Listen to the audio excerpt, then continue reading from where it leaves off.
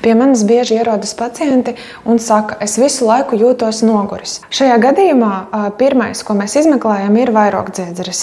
Vai nu pavaināta vairogdziedzera darbība, hipotirioze, vai pastiprināta vairogdziedzera darbība, hipertirioze. Otrais, kas būtu jāpārbauda, ir virsnieru darbība, jāizslēdz virsnieru mazspēja. Un šajā gadījumā mēs pārbaudam kortizolu. Trešā slimība, kas varētu arī dot šādus simptomus, nogurumu un nespēku, ir saistīta ar dzimumu hormoniem. Policistisko olnīcu sindroms tātad jaunām sievietēm un arī pirms menopauzē, tātad skatāmies estrogēna un progesterona disbalansu. Citi iespējamie iemesli, kas var izraisīt nogurumu, ir anēmija, dzelzs deficīta, B12 vitamīna, folskābes deficīta, miega trūkums, kā arī miega apnoja. Ir svarīgi izgulēties aptuveni 7 līdz 9 stundas diennaktī.